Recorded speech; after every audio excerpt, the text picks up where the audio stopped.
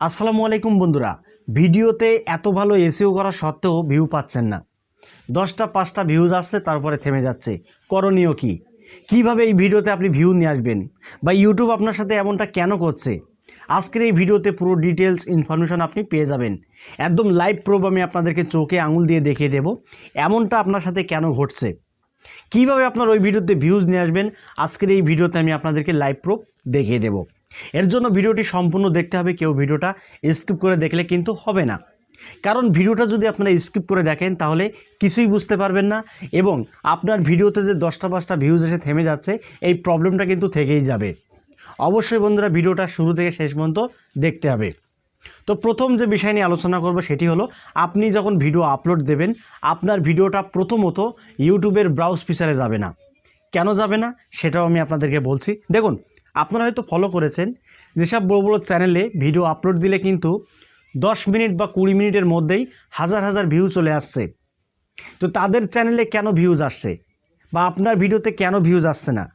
দেখুন, তাদের চ্যানেলে অলরেডি কিন্তু অ্যাক্টিভ কিছু সাবস্ক্রাইবার রয়েছে।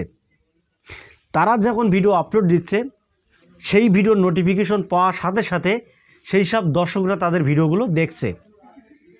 আর আপনি যখন ভিডিও আপলোড দিচ্ছেন, যদি আপনার নতুন চ্যানেল হয়ে থাকে, তাহলে আপনার চ্যানেলে তো অসংখ্য অ্যাক্টিভ সাবস্ক্রাইবার নেই, যার ফলে আপনি যখন ভিডিওটা আপলোড দিচ্ছেন, আপনার ভিডিওর নোটিফিকেশনটা দর্শকদের কাছে কিন্তু যাচ্ছে না, যার ফলে আপনার ভিডিওতে ভিউজ আসছে না।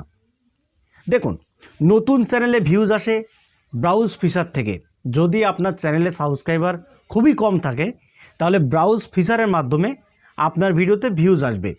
ব্রাউজ ফিচার হলো ইউটিউব নিজেই আপনার ভিডিওটাকে প্রমোট করবে, ঠিক আছে?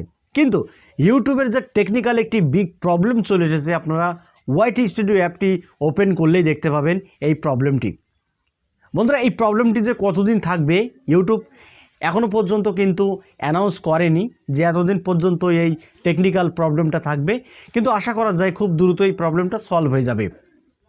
তাই এখন যদি আপনি ভিডিও আপলোড করেন, আপনার ভিডিওতে ব্রাউজ ফিচার থেকে খুবই কম ভিউ আপনি পাবেন।